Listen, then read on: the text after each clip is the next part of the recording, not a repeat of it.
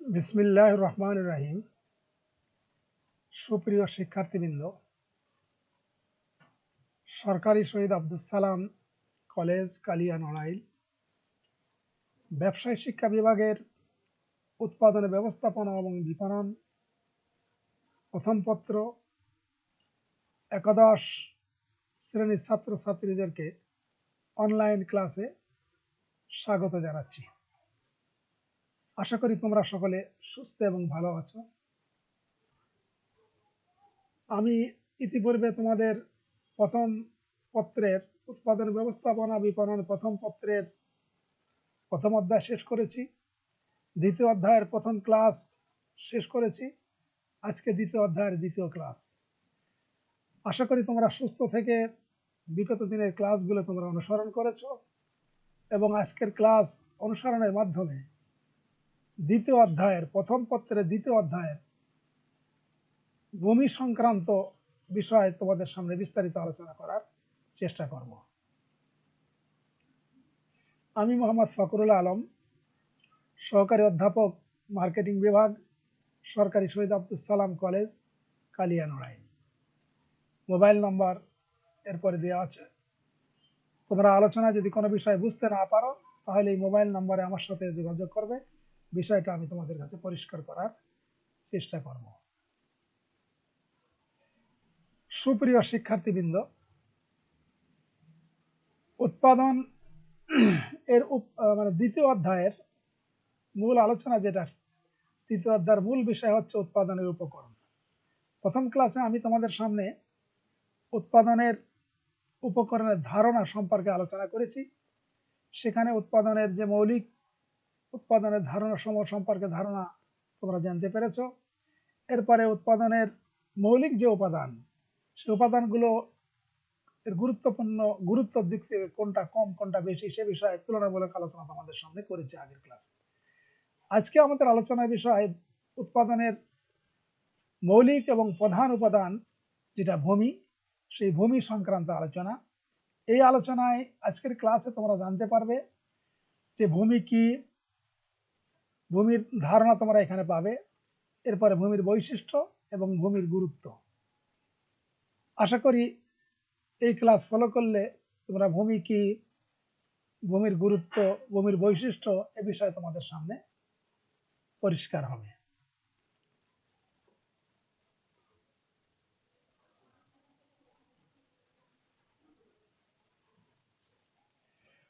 ভূমি সংক্রান্ত আলোচনায় প্রথম ক্লাসে আমি তোমাদেরকে বলার চেষ্টা করেছিলাম, ন্যূনতম একটা ধারণা সেখানে আমরা দিয়েছি। সেই ধারণায়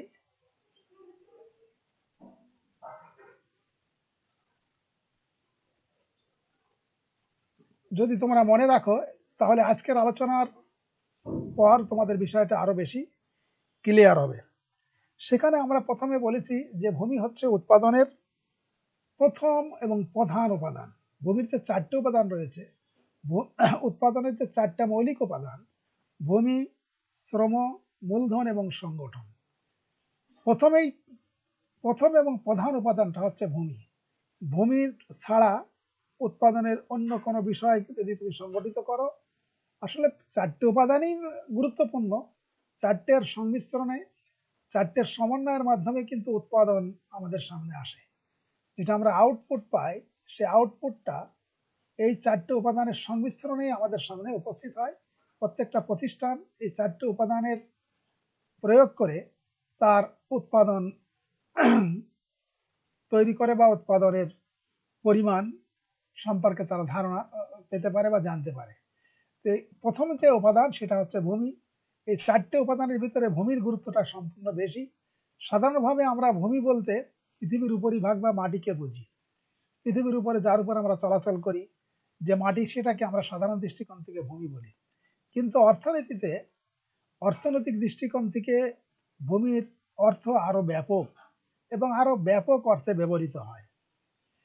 মানে উৎপাদন কাজে ব্যবহৃত হয় প্রকৃতি প্রদত্ত এমন সবকিছুকেই, কিন্তু এমন সকল সম্পদকেই ভূমি বলে। প্রকৃতির থেকে আমরা যে সকল সম্পদ পাচ্ছি, যেগুলো উৎপাদন কাজে ব্যবহৃত হয়, এমন সকল সম্পদকেই ভূমি বলে। তাহলে প্রকৃতির থেকে আমরা কি কি পাই? প্রকৃতির থেকে আমরা পাচ্ছি, যেমন ধরো মাটি পাচ্ছি প্রথম, এরপরে মাটির উর্বরতা শক্তি, এটাও প্রকৃতির থেকে পাচ্ছি, এরপরে পানি, এরপরে বাতাস, তাপ, খনিজ সম্পদ, নদী, সমুদ্র, পাহাড় প্রভৃতি সবকিছু কিন্তু ভূমির অন্তর্ভুক্ত। এ সবকিছু কিন্তু ভূমির সাথে রিলেটেড। তো ভূমির তাহলে আমরা এই সংজ্ঞা থেকে আমরা যেটা বুঝতে পারছি যে ভূমিটাকে কেন উৎপাদনের প্রথম এবং প্রধান উপাদান বলা হচ্ছে। এই ভূমি সম্পর্কে বিভিন্ন লেখক বা বিভিন্ন অর্থনীতিবিদ বিভিন্ন সময় এর সংজ্ঞা প্রদান করার চেষ্টা করেছে। আমরা সেই সংজ্ঞা থেকে খুব সংক্ষিপ্ত আকারে দুইজন বিশিষ্ট অর্থনীতিবিদের সংজ্ঞা তোমাদের সামনে উপস্থাপনার চেষ্টা করব। দেখো আমরা স্ক্রিনে প্রথমেই আমরা আপনার অর্থনীতিবিদ মার্শালের একটা সংজ্ঞা এখানে দিয়েছি। মার্শাল ভূমির সংজ্ঞা দিতে গিয়ে বলছে যে land means the materials and the forces which nature gives freely for man's aid in land and water, in air and light and heat. Marshall ভূমির সংজ্ঞা দিতে যে বলছেন যে ভূমি হচ্ছে সেসব বস্তু বা শক্তি, ভূমি হচ্ছে সে সকল বস্তু ও শক্তি যা মানুষের জন্য কি করে, পানি, বাতাস, আলো ও উত্তাপের মাধ্যমে মুক্ত হস্তে দান করে। তাহলে প্রকৃতির ভূমি হচ্ছে সেই সকল বস্তু বা সম্পদ যেটা হচ্ছে মানুষের জন্য প্রকৃতি থেকে কি করে, পানি, বাতাস, আলো এবং উত্তাপের মাধ্যমে মুক্ত হস্তে দান করে, সেটাকে বলা হচ্ছে ভূমি। মার্শাল তার সংজ্ঞায় এটা বলার চেষ্টা করেছে। এরপরে আরেকটা সংজ্ঞা আমরা এখানে দেওয়ার চেষ্টা করেছি। দেখো এ প্রসঙ্গে লিপসে এবং ক্রিস্টাল অর্থনীতির সংজ্ঞা আপনার ভূমির সংজ্ঞা দিতে যে বলছেন যে land is all free gifts of nature which as land for forests, minerals, etc., etc., sometimes called natural resources. Lips এবং ক্রিস্টাল তার সংজ্ঞায় যেটা বলেছে তার অর্থ হচ্ছে যে ভূমি হচ্ছে প্রকৃতির সকল দান, যেমন ভূমি, বন, খনিজ সম্পদ প্রভৃতি।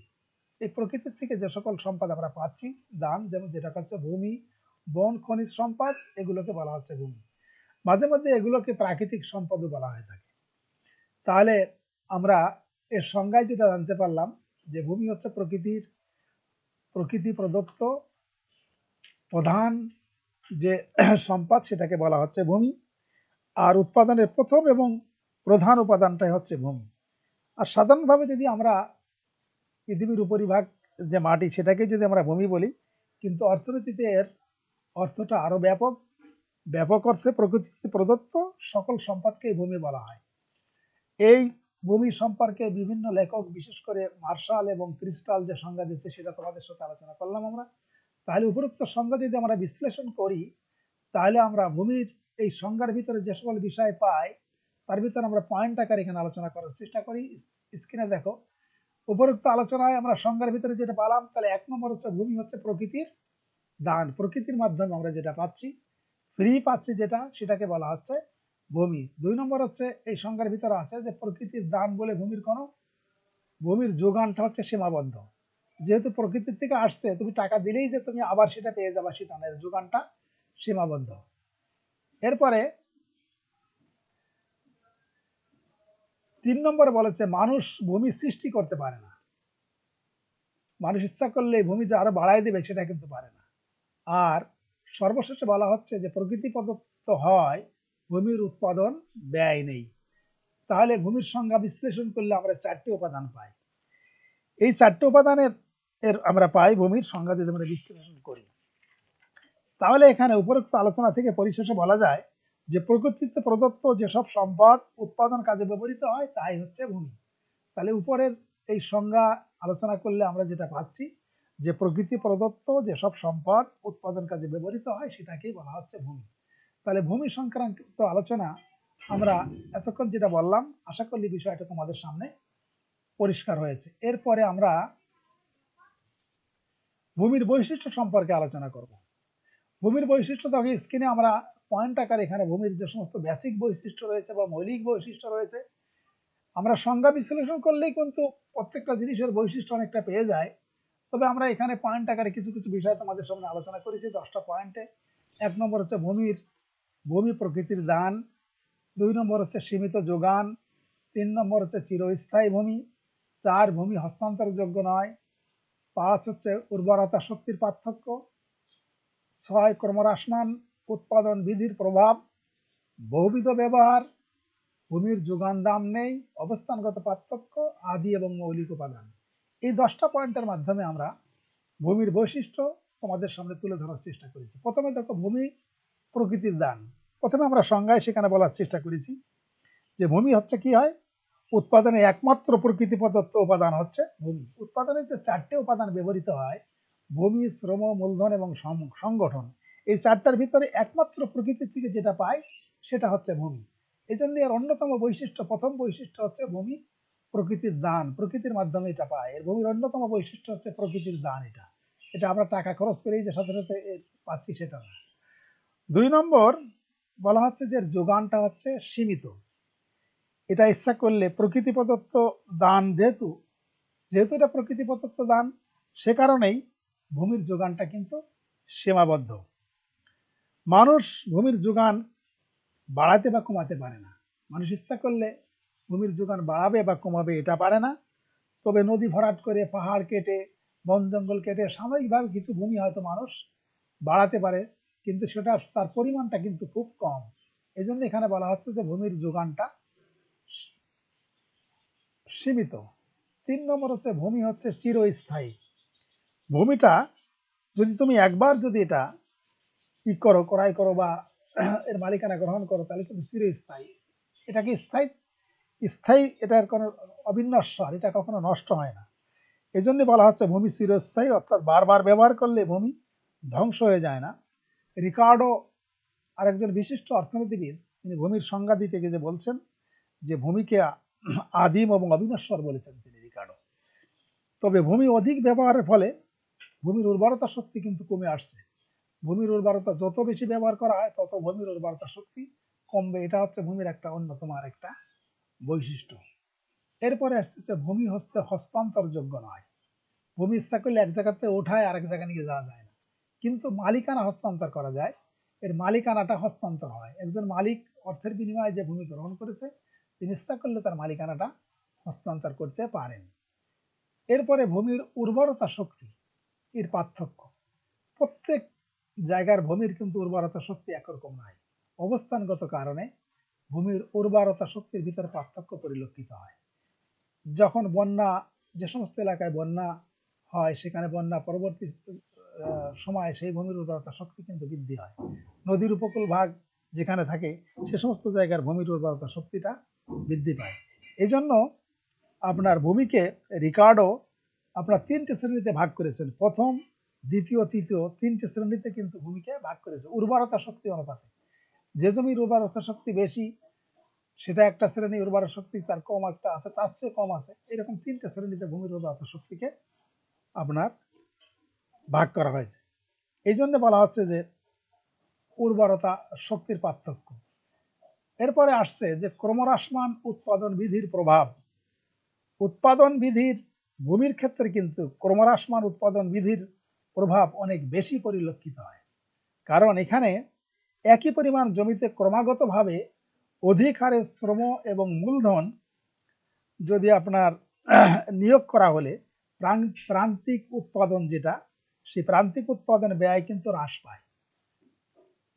অধিক হারে যদি তুমি শ্রম এবং মূলধন নিয়োগ করলে যে উৎপাদনের পরিমাণ বেশি হবে সেটা কিন্তু না। প্রান্তিক যে উৎপাদন ব্যয় সেটা কিন্তু কমতে থাকে একটা একটা নির্দিষ্ট সময়ের পরে। এই জন্য এখানে বলা হচ্ছে যে ক্রম হ্রাসমান উৎপাদন বৃদ্ধির প্রভাবটা এখানে বেশি পরিলক্ষিত হয় ভূমির ক্ষেত্রে। এরপরে হচ্ছে বহুবিধ ব্যবহার। ভূমি কিন্তু বিভিন্ন কাজে ব্যবহৃত হয়। যে জমিতে তুমি আখ চাষ করতেছো, ইচ্ছা করলে সেই জমিতে তুমি পাট চাষ করতে পারো, ইচ্ছা করলে তুমি সেখানে বন জঙ্গল বনায়ন করতে পারো, ইচ্ছা করলে সেখানে কলকারখানাও তৈরি করা যাবে। অর্থাৎ ভূমিতে আপনার বিভিন্ন ধরনের বহুবিধ ভাবে কিন্তু ভূমিটাকে ব্যবহৃত করা যায়। এই এরপরে আপনার ভূমির যোগান দান নেই। ভূমির যেটা, সেই ভূমির যোগান মূল্য নাই। এখানে এখানে বলা হচ্ছে যে মানুষ ভূমি যেহেতু সৃষ্টি করতে পারে না, মানুষ ভূমি যেহেতু সৃষ্টিতে অবদান রাখতে পারে না, এ কারণে এর প্রকৃতি প্রদত্ত বলে এর যোগান দান নেই। কারণ ভূমি যেহেতু মানুষ সৃষ্টি করার ক্ষেত্রে তার কোনো অবদান নেই, যে কারণে এর যোগানের ক্ষেত্রে আপনার একটা পার্থক্য পরিলক্ষিত হয়। এরপরে আসছে আপনার আদি এবং মৌলিক উপাদান সর্বশেষে। আর অবস্থানগত পার্থক্য তো গেল। এরপর হচ্ছে অবস্থানগত কারণেই কোনো কোনো জায়গার ভূমির দাম বেশি, কোনো কোনো জায়গার দাম কম। একটা ভূমি যেমন শহর অঞ্চলে যেমন একটা জমির দাম যত, গ্রাম অঞ্চলে সেই জমির দাম কম। কেন? অবস্থানগত কারণেই রাস্তার পাশে যদি কোনো জমি থাকে তার মূল্যটা বেশি, ভিতরে যে জমি থাকতে তার মূল্যটা, যে ভূমি থাকতে তার মূল্যটা কম। এই জন্য এখানে ভূমির অন্যতম বৈশিষ্ট্য হচ্ছে অবস্থানগত কারণে এর কিন্তু পার্থক্য পরিলক্ষিত হয়। এরপরে আদি এবং মৌলিক উপাদান। উৎপাদনের যতগুলো উপাদান রয়েছে তার ভিতরে সবচেয়ে আদি এবং মৌলিক উপাদানটাকে বলা হচ্ছে ভূমিকে। এইগুলো হচ্ছে ভূমির অন্যতম বৈশিষ্ট্য। আশা করি ভূমির বৈশিষ্ট্য সম্পর্কে তোমরা এই আলোচনার মাধ্যমে তোমাদের একটা পরিপূর্ণ ধারণা আসবে। এরপরে ভূমির গুরুত্ব। ভূমির গুরুত্ব কেন, আমরা প্রথমের ক্লাসে আলোচনায় সেখানে বলার চেষ্টা করেছি যে ভূমির অবশ্যই নিঃসন্দেহে ভূমির গুরুত্ব রয়েছে। উৎপাদনের যে 4টি মৌলিক উপকরণ, ভূমি, শ্রম, মূলধন এবং সংগঠন, এর ভিতরে সবচেয়ে বেশি এবং প্রধান প্রধান এবং মৌলিক উপাদান বলা হচ্ছে ভূমিকে। এই জন্য ভূমির নিঃসন্দেহে গুরুত্বের কোনো মানে ছোট করে দেখার কোনো সুযোগ নেই। সবচেয়ে বেশি গুরুত্ব হচ্ছে ভূমিকে দেওয়া হয়েছে এবং ভূমির গুরুত্বকে আমরা এখানে পয়েন্ট আকারে আলোচনা করার চেষ্টা করেছি। এখানে দেখো পয়েন্টগুলো সোজা সোজা পয়েন্ট, বৈশিষ্ট্যের ভিতরে এই সমস্ত অনেক পয়েন্টগুলো তোমরা পেয়েছো। গুরুত্বের দিক থেকে 4 পয়েন্টও, এর ভিতরে অনেকগুলো পয়েন্টের মিল রয়েছে। 1 নম্বর হচ্ছে আদি এবং মৌলিক উপাদান। যেহেতু আদি এবং মৌলিক উপাদান, ফলে এখানে এর গুরুত্বটা অত্যন্ত বেশি। প্রথম কাল থেকে শুরু করে একেবারে সেই উৎপাদনের, ভূমির উৎপাদনে একমাত্র আদি এবং মৌলিক, ভূমিটাই হচ্ছে প্রথম থেকেই, উৎপাদন যখন শুরু হয়েছে তখন থেকেই আদি এবং মৌলিক উপাদান হিসাবে ভূমি ব্যবহৃত হয়ে আসছে। এই জন্য ভূমির গুরুত্বটা কিন্তু এখানে অত্যাধিক। এরপর হচ্ছে মৌলিক চাহিদা পূরণ। বেসিক যে চাহিদা চাহিদা যেগুলো রয়েছে, আমাদের অন্ন, বস্ত্র, চিকিৎসা, বাসস্থান, এই সকল, এটা মানুষের মৌলিক চাহিদা। এই মৌলিক চাহিদা যদি পূরণ করতে হয় তাহলে ভূমি ছাড়া কিন্তু মৌলিক চাহিদা পূরণ করা কখনো সম্ভব নয়। মানে বেসিক চাহিদার ভিতরে আমরা জানি যে ধরো আমরা যেমন খাদ্য একটা মৌলিক চাহিদা, তারপরে আমরা যদি আমরা বস্ত্রের কথা বলি সেখানে তোলা উৎপাদন হয়, সেখানে তোলা হচ্ছে কৃষির মাধ্যমে, তোলা যদি না হয় তোলা থেকে সুতা হয়। এরকম অনেক শিল্পে যে সমস্ত পণ্য ব্যবহৃত হয় সে সমস্ত পণ্য কৃষির মাধ্যমে ব্যবহৃত হয়। এই জন্য এর মৌলিক চাহিদা পূরণ করার ক্ষেত্রে একটা গুরুত্বপূর্ণ ভূমিকা পালন করে। কৃষির উন্নয়ন, ভূমি ছাড়া কৃষি ক্ষেত্রে কখনো কল্পনাই করা যায় না। এই জন্য কৃষির ক্ষেত্রে ভূমির গুরুত্ব অত্যাধিক।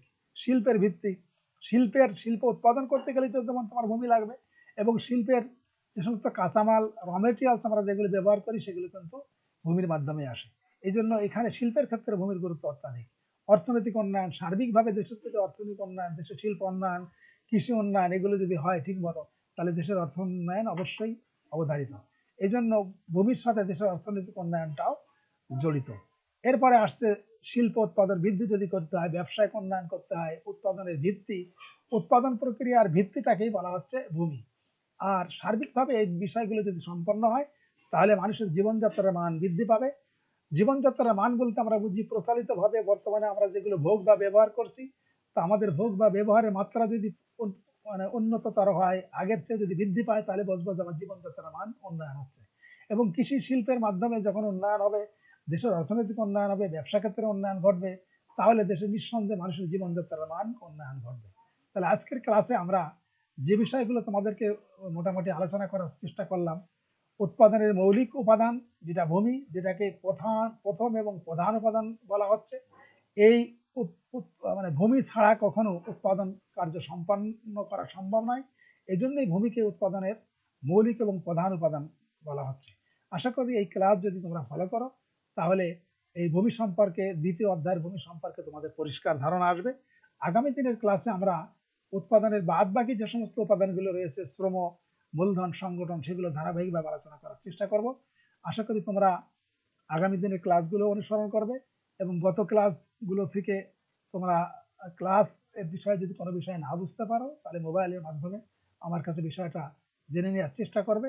তোমাদের সকলের শারীরিক সুস্থতা কামনা করে এই মহামারীর মাঝে তোমরা সুস্থ থাকো। নিয়মিত বাইরে গেলে অবশ্যই তোমরা মাস্ক ব্যবহার করো এবং সাবান পানি দিয়ে বারবার হাত ধোয়ার মাধ্যমে শরীরকে নিজেরা শারীরিকভাবে সুস্থ থাকো এবং লেখাপড়ায় নিবেশ করো। এই কামনা করেই আজকের ক্লাস, অনলাইন ক্লাস শেষ করছি। সবাইকে ধন্যবাদ।